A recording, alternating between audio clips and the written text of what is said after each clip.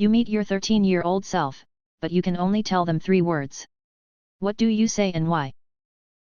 Don't fucking smoke. Love Dad more. Edit, I don't ever check my Reddit notifications. I never expected this to blow up. My dad was diagnosed with cancer on my 13th birthday and passed away less than 3 months later. To everyone who has lost or is losing a parent, I'm sorry. You all know those words don't really do anything. But I am sorry.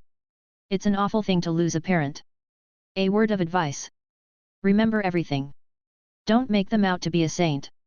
My dad was an angry guy, he fucked up sometimes, he snapped too fast, he made mistakes. But that didn't mean he didn't love me any less or that he wasn't a great dad. It means that he was human. Every mistake he made was a lesson for me then or a lesson for the future if I ever have my own kids.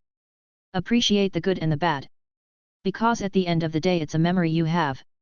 And if anyone ever needs to vent or talk or ask questions then please reach out. Hug your dad. He died when I was 18. Yes, Kimmy, California. My sister wanted to move to California near where I was living. My life was really complicated at the time and I really discouraged it. My marriage was a mess and I was afraid it would make it worse. She stayed where she was. About a year later she was killed by a drunk driver. My marriage ended. I would do literally anything to still have my sister here. Stay off ATVs. Rolled a 4-wheeler when I was 16. Left leg has never been the same. Don't smoke, dumbass. Edit, yes I know, don't is technically 2 words when written out. But I'm not writing a letter or note to 13-year-old chef_in_va, I would be speaking it out loud. And don't smoke, dumbass is 3 words when spoken. Stop copying others. Don't smoke cigarettes. Don't forget about. Keep making music. Evie needs help. Maybe then I'll still have my big sister. Pretty sure with 3 German words you could write a short story. Give mom love. She would pass away a year later. Don't marry Jeff. Hug dad more. What did your friend do that accidentally turned you on? One time at a party she was a bit tipsy and started to stroke my neck. I was unsure about something, and he started reassuring me by telling me how smart and hardworking I am. It wasn't really what he said, but how he said it. He got this very earnest, stern look on his face that I hadn't seen before, held eye contact, stopped what he was doing, and told me why he was certain I'd be okay.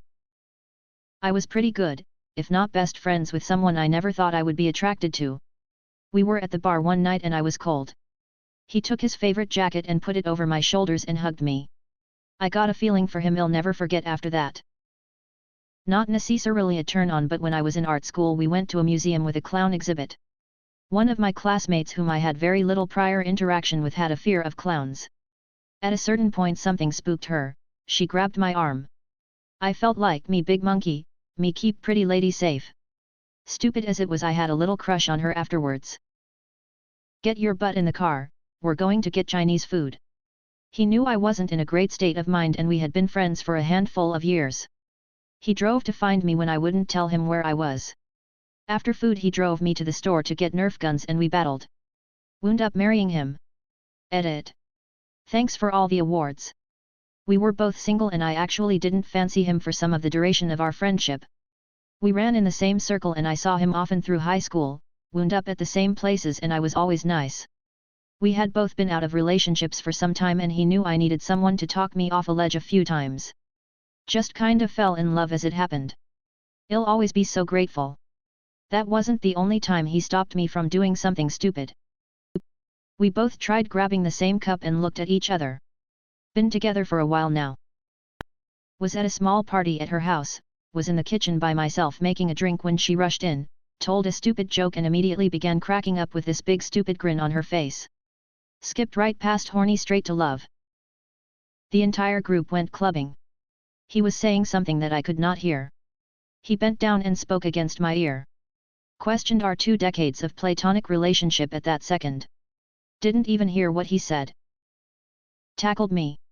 Not in a playful way either, she was trying her best to take me down, and generally succeeded. We were always just friends, but in those moments after Wed hit the ground, I sometimes felt a little different about it. We played fight and she took the pretty seriously. It was like WWE and our bodies were way too close. I felt her chest on my back, she even bit my arm.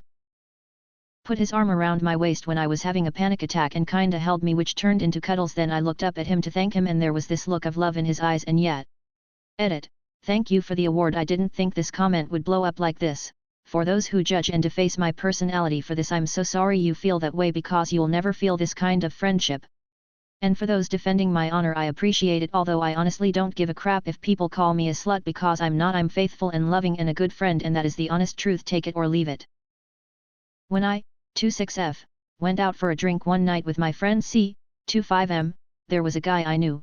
He was hitting on me, asking me to go home with him and being really aggressive about it. I turned him down and the guy immediately turned on my friend. The guy got in C's face, saying that it was his fault that I wouldn't go home with him, that he was a cock block. C just stood his ground, crossed his arms and told him to leave in a very calm, firm voice. The drunk guy eventually left, but it was such a turn on to see C remain so level-headed and calm in a tense situation where I'm used to guys being so reactive. It was super hot. Lightly ran her new nails across my head and back for a week. From that point on, I vowed to buy new nails for my future girlfriends whenever they wanted. I went back on that vow after buying nails a few times, because nails are expensive.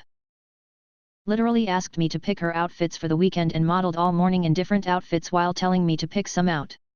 Didn't leave the room to change. Put his finger in my mouth. We've been married 8 years now. What beloved person in history should be hated? Charles Dickens had his wife, the mother of his children, committed to an insane asylum so he could run off with a teenage actress. Edit, I have been informed that this wasn't successful. He tried to have the mother of his 10 children committed, but it didn't work. Which is still quite bad. P.T. Barnum. Most people know, but due to the romanticization of The Greatest Showman, people should know that he was a maniac that did ungodly experiment on living beings, locked people in cages, abused them and mocked them. All whilst earning pocket from them. Andy Warhol was a fraud and an abuser. The book Edie is a great read, but sad. It's my estimation that every man ever got a statue made of him was one kind of sombitch or another. Malcolm Reynolds. Steve Jobs. The way he treated his family is horrible. Not quite beloved, but Joseph P. Kennedy Sr. He decided that Rosemary, his daughter, who was 23 at the time, should have a lobotomy. He did not inform his wife of this decision until after the procedure was completed. And then they sent her away to an institute. In her early young adult years, Rosemary Kennedy experienced seizures and violent mood swings. In response to these issues, her father arranged a prefrontal lobotomy for her in 1941 when she was 23 years of age. The procedure left her permanently incapacitated and rendered her unable to speak intelligibly. Sick fuck, who would do this to their own child? Alfred Hitchcock. The guy probably was one of the best filmmakers ever, yes. But it's worth mentioning how much he abused his actors, including sexually harassing Tippi Hedren. Based on personal experience with Oprah Winfrey at Barnes Municipal Airport on New Year's Eve in 1991, I would say it would have to be her. Cosby's private jet brought her and Stedman into the airport under cover of darkness to go to the Cosby estate up north. I watched from the tower and she shoved a lone child out of the way and slammed the door to the limo. All the child wanted was an autograph. Oprah's kindness and compassion was an act. If she didn't get something out of it, she was quite capable of stepping on feelings of a lone child when the cameras were not on her. Coco Chanel was a Nazi spy. Kissinger may be a Nobel Peace Prize winner, but a lot of dead people because of him. Lord Mr. Ford, Jerry Reed. For all the reasons in the song, plus many other lesser no evils, my vote goes to Henry Ford. A lot of rock stars who had relationships with girls who were way underage. This thread really would have been better if it required people to include sources. Woodrow Wilson. Steve Jobs.